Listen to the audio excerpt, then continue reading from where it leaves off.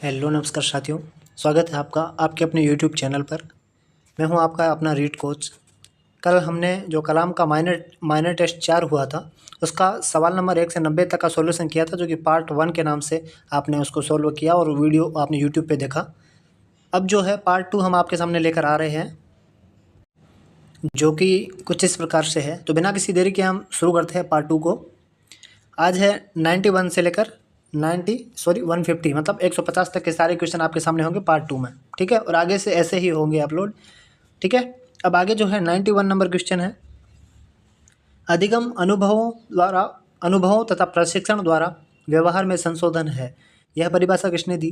तो 91 का जो राइट आंसर यहाँ पे रहने वाला है वो है ऑप्शन नंबर 1, गेट्स एवं अन्य ने, ठीक है। अगला है आपके सामने, अधिगम में योगदान देने वाले मनोवैज्ञानिक कारकों में से कौन सा शामिल नहीं है, ठीक है। तो इनमें से कौन सा शामिल नहीं है? अधिगम की इच्छा, ये तो शामिल है। प्रेरणा भी शामिल है, रुचि भी शामिल है, लेकिन विषय वस्तु का स्वरूप है, ये मनोवैज्ञानिक कारकों में शामिल नहीं है, ठीक है। अगला है सवाल आपके सामने, क्वेश्चन नंबर 93, निम्नलिखित में से कौन सी विशेषता थॉर्नडाइक के संबंधवाद अधिगम से संबंधित नहीं है? मतलब जो थॉर्नडाइक का संबंधवाद है उससे संबंधित कौन सी नहीं है? तो जो सबसे पहला ऑप्शन है ना 93 का, वो है ऑप्शन नंबर ए, अधिगम में प्रयास व त्रुटि समाहित होती है, बिल्कुल। अधिगम संबंधों या बंधनों का बनने का परिणाम है, ये भी है। अधिगम सूझ युक्त न होकर उत्तरोत्तर होता है, बिल्कुल। और अधिगम संज्ञान पर निर्भर करता है, ये बिल्कुल गलत है, ठीक है। अगला जो सवाल है आपके सामने, निम्न में से कौन सा कारक सीखने को नकारात्मक रूप से प्रभावित करता है? तो सीखने को नकारात्मक रूप से कौन सा प्रभावित करता है? तो जो सवाल है, सूचनात्मक प्रबलन, ये नहीं करता है। विषय वस्तु की सार्थकता, ये भी नहीं करता प्रभावित नकारात्मक। शिक्षक की उपयुक्त संप्रेषण योग्यता, ये भी नहीं। परिपक्वता की कमी, ये जो है इसको नकारात्मक रूप से प्रभावित करता है। अगला सवाल है आपके सामने 95, 5 वर्ष का राजू अपनी खिड़की से बाहर तूफान देखता है। बिजली चमकती है और कड़कने की आवाज़ आती है। राजू शोर सुनकर उछलता है। बार बार यह घटना होती है। बिजली का गरजना पावलोव के शास्त्रीय अनुबंधन के अनुसार क्या है? स्वाभाविक उद्दीपक है, स्वाभाविक अनुक्रिया है, अनुबंधित उद्दीपक है, या अनुबंधित अनुक्रिया है? तो 95 का जो यहाँ पे आंसर होने वाला है वो ऑप्शन नंबर 1, स्वाभाविक उद्दीपक है, ठीक है। अगला है आपके सामने क्वेश्चन नंबर 96, प्रोग्राम्ड निर्देशन का आधार क्या है? तो 96 का आंसर क्या रहने वाला है? ऑप्शन नंबर 1, क्रिया प्रसूत अनुबंधन, ये प्रोग्राम्ड निर्देशन का आधार है। अगला है, वुडवर्थ के अनुसार सीखना क्या है? वुडवर्थ के अनुसार सीखना क्या है? व्यवहार में परिमार्जन, नवीन ज्ञान प्राप्त करना, व्यवहार में परिवर्तन, विकास का प्रक्रम। तो इसका जो राइट आंसर रहने वाला है वो है ऑप्शन नंबर 1, व्यवहार में परिमार्जन। अगला सवाल है आपके सामने 98, अधिगम का ड्राइव रिडक्शन, ठीक है, चालक न्यूनता जिसको आप बोलते हैं, ड्राइव रिडक्शन सिद्धांत किसने दिया था? तो 98 का जो है राइट आंसर यहाँ पे रहने वाला है वो है ऑप्शन नंबर 2, हेल, ठीक है। अगला है, पावलोव का क्लासिकी अनुबंधन। पावलोव का जो है क्लासिकी अनुबंधन का प्रयोग खालिस्तान में किया गया था, किस पे किया गया था? तो 99 का जो यहाँ पे राइट आंसर रहने वाला है, आप सभी को पता, ऑप्शन नंबर 3, कुत्ते पर। क्वेश्चन नंबर 100, अभिक्रमायोजित अधिगम का प्रत्यय किसने दिया था? तो क्वेश्चन नंबर 100 का जो राइट आंसर यहाँ पे रहने वाला है वो है ऑप्शन नंबर 2, स्किनर। अगला है क्वेश्चन नंबर 101, निम्नलिखित में से कौन सा कथन अधिगम के बारे में सर्वाधिक उपयुक्त है? ठीक है ना, इनमें से सर्वाधिक उपयुक्त कौन सा है? अधिगम प्रक्रिया है, उत्पाद नहीं। यह अप्रकट प्रक्रिया है, यह अनायास होता है, यह व्यवहार में अस्थायी परिवर्तन है। इसका राइट आंसर है यह प्रक्रिया है। अधिगम जो है ये प्रक्रिया है, ये उत्पाद नहीं है। अगला है 102, B.F. स्किनर के अधिगम का सिद्धांत मुख्यतः प्रयोगशाला प्रयोगों पर आधारित था, जबकि C.L. हल का सिद्धांत किस पर आधारित था? तो 102 का जो राइट आंसर यहाँ पे रहने वाला है वो है ऑप्शन नंबर 2, गणितीय गणनाओं पर, ठीक है। अगला है आपके सामने क्वेश्चन नंबर 103, निम्नांकित में थॉर्नडाइक का प्रयत्न एवं त्रुटि सिद्धांत किस नियम पर आधारित है? तो 103 का जो राइट आंसर होने वाला है वो है ऑप्शन नंबर 3, बहुप्रतिक्रिया सिद्धांत, ठीक है। बार बार वो प्रतिक्रिया कर रहा है, मतलब प्रयत्न कर रहा है बार बार, ठीक है ना, फिर भी वो फेल हो रहा है, लास्ट में जाके वो पास होता है, तो ये बहुप्रतिक्रिया है। ठीक है। अगला है आपके सामने क्वेश्चन नंबर 104, भय के अधिगम की सर्वोत्तम व्याख्या, मतलब भय क्या चीज़ है, इसको सिखाने के लिए सर्वोत्तम व्याख्या किससे की जा सकती है। तो 104 का जो राइट आंसर है यहाँ पे ऑप्शन नंबर 2, क्लासिकल अनुबंधन। 105 सवाल, जब किसी कार्य का प्रभाव संतोषजनक होता है तब वह अधिगमकर्ता द्वारा सीख लिया जाता है। अधिगम का यह नियम किसके द्वारा दिया गया है। तो 105 का जो सही आंसर रह जाएगा थॉर्नडाइक। ऐसा किस लिए, आपको पता है यहाँ पे प्रभाव लिखा है और प्रभाव का नियम इसने दिया था। अगला सवाल है क्वेश्चन नंबर 106, यदि व्यक्ति ने 2 घोड़ों में से प्रत्येक को 6,000 रुपये में बेचा, इनमें से एक पर 10% लाभ व दूसरे पर 10% हानि होती है, पूरे सौदे में उसे क्या मिला। तो 106 को आप जब सोल्व करेंगे तो 106 का जो राइट आंसर आने वाला है वो है 1% हानि। अगला है आपके सामने, यदि किसी संपदा के 4/5 भाग का मूल्य 16,800 रुपये है तो संपदा के 3/7 भाग का मूल्य क्या होगा। इसका जो राइट आंसर आप जब सोल्व करोगे तो निकलेगा 9,000 रुपये। ठीक है। अगला सवाल आपके सामने 108, समान क्रय मूल्य वाली 14 घड़ियों को 450 रुपये प्रति घड़ी की दर से बेचने पर 4 घड़ियों के क्रय मूल्य के बराबर लाभ होता है, तो एक घड़ी का क्रय मूल्य क्या होगा। तो 108 का जो है राइट आंसर यहाँ पे रहेगा ऑप्शन नंबर 1, 350 रुपये। अगला है आपके सामने, 9 संतरों का विक्रय मूल्य 12 संतरों के क्रय मूल्य के बराबर है, लाभ का प्रतिशत ज्ञात करना है। तो इसका जो आंसर आएगा 33 से 1/3%, लेकिन कलाम ने माना है 25%। अगला है क्वेश्चन 110, एक कमीज को 600 रुपये में बेचने पर एक व्यक्ति को उसके क्रय मूल्य के 1/6 भाग का नुकसान होता है। क्रय मूल्य पर 1/6 का लाभ पाने के लिए उसे कमीज कितने में बेचनी होगी। तो 110 का जो राइट आंसर यहाँ पे रहने वाला है वो है ऑप्शन नंबर 2।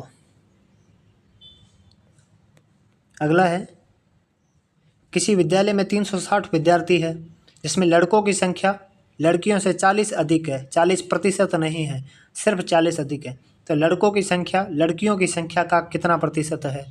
तो ये आप जब सोल्व करोगे तो इसका आंसर आएगा 111 का जो राइट हो जाएगा ऑप्शन नंबर 2, 125%। अगला है आपके सामने, ए का 18%, बी का 24% है, बी का 15%, सी का 12% है। तो ए सी का कितना प्रतिशत होगा। तो इसको जब आप सोल्व करोगे 112 का राइट आंसर होगा 106 से 2/3। अगला है क्वेश्चन नंबर 113, एक व्यक्ति अपने आय का 75% खर्च करता है, जब उसके आय में 10% की वृद्धि कर देता है तो बताइए उसके बचत में कित प्रतिशत प्रभाव क्या पड़ेगा। इसको जब आप सोल्व करेंगे तो इसका राइट आंसर आएगा 10%, लेकिन कलाम वालों ने जो 113 का राइट आंसर माना है वो माना है ऑप्शन नंबर 4, 16%। किसी भिन्न का अंश हर से 4 कम है, अंश में 32% की वृद्धि तथा हर में 75% की वृद्धि कर दी जाए तो परिणामी भिन्न 12/25 हो जाता है, तो प्रारंभिक भिन्न कितना है। तो 114 का जो राइट आंसर रहेगा वो है ऑप्शन नंबर 1। अगला है 115, एनसीएफ 2005 ने सामाजिक विज्ञान के शिक्षण में किस प्रकार की असंगति की पहचान की। 115 का जो राइट आंसर हो जाएगा वो है ऑप्शन नंबर 4, शिक्षण के लक्ष्यों और वास्तविक शिक्षण पद्धतियों के बीच। अगला है, एनसीएफ 2005 ने सामाजिक विज्ञान के पाठ्यक्रम की किस समस्या को संबोधित किया है। तो 116 का है, इस छात्रों के लिए बहुत आसान है, इसमें आधुनिक विषय शामिल नहीं है, बहुत संक्षिप्त और छोटा है, यह अत्यधिक बोझिल है, इसमें तथ्यों को रटने पर जोर दिया जाता है, तो ये वाला एनसीएफ ने माना है। अगला है, एनसीएफ 2005 के अनुसार किस कारण से सामाजिक विज्ञान को अक्सर उपयोगिता रहित विषय माना जाता है, उसका कारण क्या है। तो 117 का जो राइट आंसर इन्होंने माना है वो है ऑप्शन नंबर 3, इसे केवल सूचना प्रसारित करने वाला और पाठ्य पुस्तक केंद्रित माना जाता है।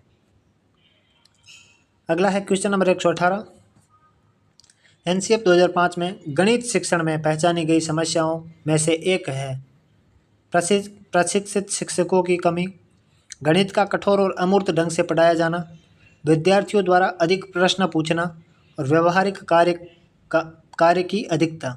तो 118 का जो राइट आंसर उन्होंने माना है वो है ऑप्शन नंबर 2, गणित का कठोर और अमूर्त ढंग से पढ़ाया जाना। अगला सवाल है 119, एनसीएफ 2005 के अनुसार किस समस्या के कारण गणित को केवल एक कठिन और उबाऊ विषय के रूप में देखा जाता है? तो इसमें क्या कारण है? 119 का जो होगा, कम छात्र शिक्षक अनुपात, ये तो नहीं है। छात्रों को गणित को सोचने की बजाय हल करने के लिए कहना, ये बिल्कुल राइट है। शिक्षकों के लिए कम वेतन, ये नहीं है। और कक्षा में पर्याप्त रोशनी और वेंटिलेशन का कोई कारण नहीं है। अगला है 120, गणित में अमूर्तता की समस्या का समाधान करने के लिए एनसीएफ 2005 क्या सिफारिश करता है? एनसीएफ 2005 क्या कहता है? केवल मूर्त उदाहरण दो, बिल्कुल नहीं। अमूर्त अवधारणा को छोड़ दो, नहीं। छात्रों को अमूर्त अवधारणा को सीधे याद करने के लिए कहना, नहीं। छात्रों को विभिन्न गणितीय प्रतिनिधित्वों का उपयोग करने के लिए प्रोत्साहित करना, बिल्कुल सही। अगला है 121, which one of the following technique is not followed the communicative English language teaching CLT? ठीक है, इनमें से कौन सा CLT में नहीं आता? तो 121 क्या है? लैंग्वेज गेम्स आते हैं, अनस्क्रैम्बलिंग ऑफ स्क्रैम्बल्ड सेंटेंस आते हैं, रोल प्ले भी आता है, लेकिन पैटर्न प्रैक्टिस नहीं आता है, रटाना कुछ भी नहीं।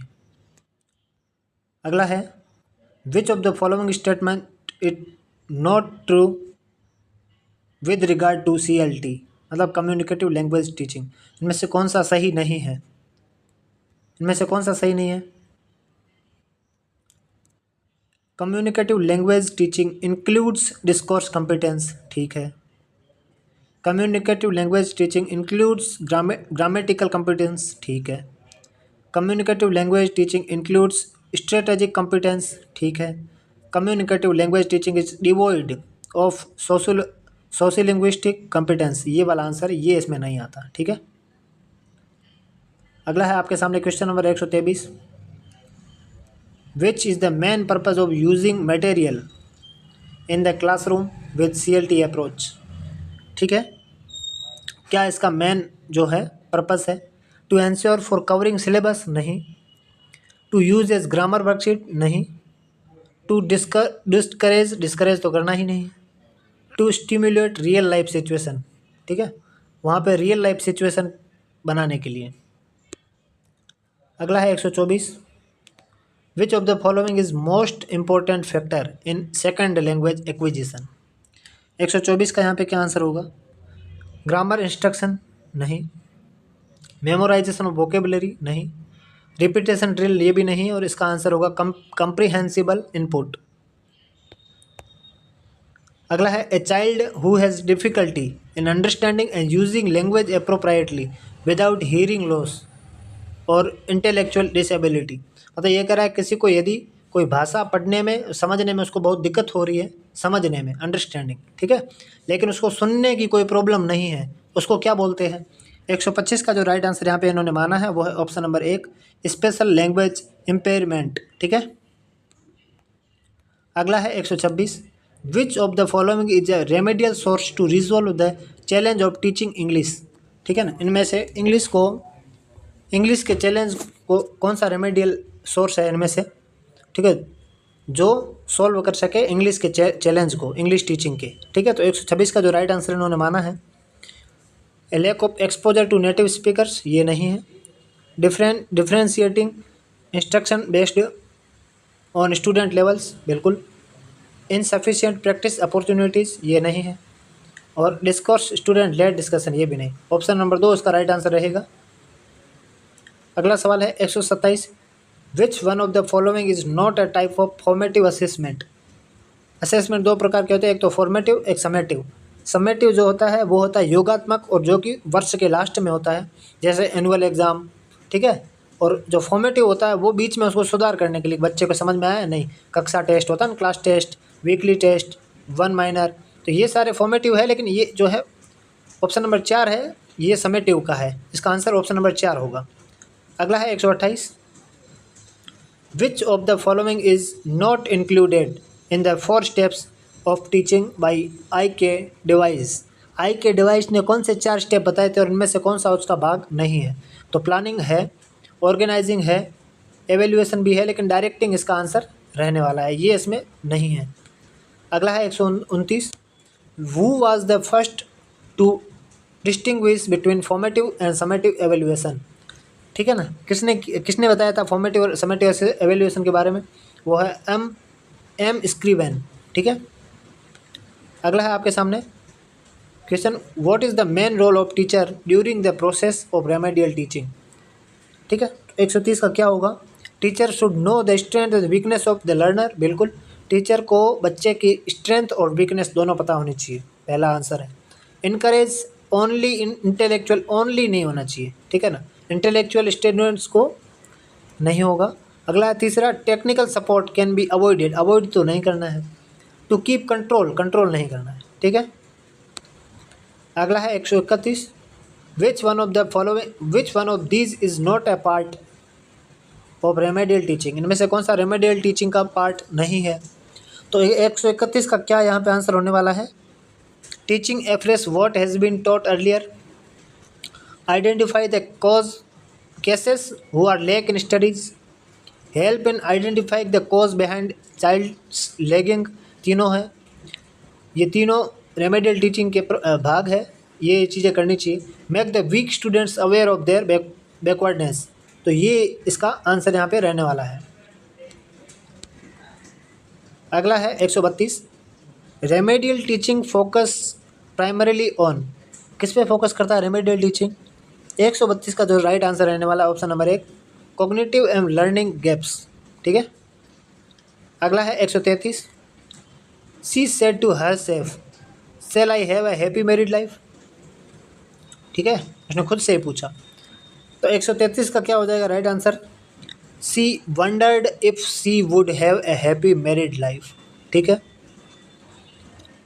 अगला होगा, the teacher said to us, the earth pulls everything downward, तो 134 का क्या आंसर होगा? Second, the teacher told us, said to का टोल्ड होगा, that the earth pulls everything downwards. आपको पता है जो एकदम ट्रुथ होती है चीज़ें, मतलब शाश्वत सत्य जो चीज़ होती है उसमें कोई भी टेंस चेंज नहीं होता है, तो इसका आंसर ऑप्शन नंबर 2 होगा। अगला है 135, महेश सेड टू दीपिका, महेश ने दीपिका से कहा प्लीज़ हेल्प मी, ठीक है। तो 135 का जो राइट आंसर होगा option number 3, Mahesh requested to Deepika to help him, ठीक है। 136 है, my brother said to me don't play in the rain, ठीक है। My brother said to me, इसका जो राइट आंसर होगा, my brother forbade me, forbade यानी मना करना, me to play in the rain, इसमें नोट नहीं आएगा क्योंकि यहाँ पे फॉरबेड आ चुका है, ठीक है। फॉरबेड का मतलब मना कर दिया है, और इसका जो है forbade me not to play, तो इसका होगा मतलब उसने मुझे खेलने के लिए मना नहीं किया है, बिल्कुल मना किया है, तो इसका राइट आंसर ऑप्शन नंबर 4 होगा। अब है 137, my grand father said to me may you live long, ठीक है। 137 का यहाँ पे जो राइट आंसर रहने वाला है वो है option number 4, my grand father wished that I might live long. अगला सवाल है 138, what is the one word for which or who can not be conquered, इसका वन वर्ड क्या होगा? तो 138 का जो राइट आंसर है ऑप्शन नंबर 3, इनविंसिबल। अगला है, a person who is hater of learning and knowledge, इसको क्या बोलते हैं? 139 का होगा ऑप्शन नंबर 3, मिसोलॉजिस्ट, ठीक है। और अगला है 140, a person who totally absents from alcohol, उसको क्या बोलते हैं? उसको बोलते हैं टीटो टेलर। अगला है 141, समास विग्रह की दृष्टि से असम्मिलित विकल्प का चयन कीजिए, ठीक है। शरणागत को शरण में आगत बोलते हैं, जल कुंभी को जल में उत्पन्न होने वाली कुंभी, शिवालय का शिव का आलय, दही का बड़ा नहीं, दही से बना हुआ बड़ा नहीं है, दही का बड़ा। किस विकल्प में सभी शब्द तत्पुरुष समास है? इनमें से कौन से सभी तत्पुरुष समास है? तो इनमें से जो राइट आंसर रहने वाला है वो है ऑप्शन नंबर 4, दुर्वादल, जलधारा और मृगझोना। किस समास में पदों में विशेषण, विशेष्य और उपमेय उपमान का सब संबंध होता है? ठीक है, तो वो है इसका 143 का यहाँ पे राइट आंसर रहने वाला है ऑप्शन नंबर 3 कर्मधारय। अगला है किस विकल्प में बहुव्रीहि समास नहीं है? दामोदर में है, पंचेसर में है, रत्नगर्भा में है, नीलोत्पल में नहीं है। किस लोकोक्ति का अर्थ सही सुमेलित नहीं है? 12 बरस पीछे घूरे के भी दिन फिरते हैं, मतलब एक न एक दिन अच्छे जीवन के अच्छे दिन सभी के आते हैं। तेली के बेल को घर ही 50 कोस, घर में ही कार्य की अधिकता होना इसका अर्थ है। 3 लोक से मथुरा न्यारी, मतलब एक से बढ़कर एक चालाक होना, ये गलत है। पराधीन सपने हो सुख नाही, पराधीनता में सुख नहीं होता, ये राइट है। तो इसका आंसर होगा ऑप्शन नंबर 3। अगला है 146, एक साधे सब सधे, सब साधे सब जाए, मतलब इसका राइट आंसर है एक समय में एक ही कार्य करना ही फैलदायी है, क्योंकि एक कार्य करोगे तो सब काम हो जाएंगे और सब काम करने लग जाओगे तो सारे काम फेल हो जाएंगे। अगला है 147, बाप ने मारी मेंढकी बेटा तीरंदाज। 147 का जो राइट आंसर इन्होंने माना है वो है ऑप्शन नंबर 3, परिवार के मुखिया के अयोग्य होने पर भी संतान का योग्य होना। अगला है 148, अच्छे कार्य के लिए किसी से पूछने की आवश्यकता नहीं है। अच्छे कार्य के लिए किसी से पूछने की आवश्यकता नहीं होती, इसके लिए क्या उपयुक्त लोकोक्ति है? तो 148 का है ऑप्शन नंबर 1, नेकी और पूछ पूछ। अगला है 149, हिंदी के कक्षा में मान्यता प्राप्त, हिंदी को ही मान्यता देने की प्रथा हिंदी सीखने के रास्ते में किस प्रकार की चुनौती है? तो 149 का सही आंसर है ऑप्शन नंबर 2, बहुभाषिकता संबंधी। लास्ट सवाल आज का 150, इससे पहले आप लाइक कर दो, सब्सक्राइब कर दो। एक भाषा के शिक्षक के रूप में सबसे बड़ी चुनौती क्या है? बच्चों को भाषा सीखने के महत्व से परिचित करवाना, बच्चों को संचार साधनों से मुक्त रखना, भाषा संसाधनों का अभाव है, बहुभाषिकता, कक्षा के शिक्षण के लिए उचित रणनीतियाँ तय करना। ये टीचर के लिए चुनौती है, ठीक है। अलग अलग बच्चों के लिए अलग अलग रणनीतियाँ बनानी पड़ती है। तो इस प्रकार से जो पेपर था कल का माइनर कलाम वाला, तो मैंने वो आपको करवा दिया। तो कैसा लगा आज आपको? आज हम ऐसे पार्ट में लाएंगे ताकि छोटी छोटी वीडियो आएंगे तो आप पूरा देख पाएंगे। 1 घंटे का वीडियो आप नहीं देख पाएंगे, इसलिए हम आपके लिए ये ऐसा लाइव पार्ट 1 और पार्ट 2 मिलते हैं ऐसे नेक्स्ट वीडियो में। राधे राधे, जय श्री कृष्ण।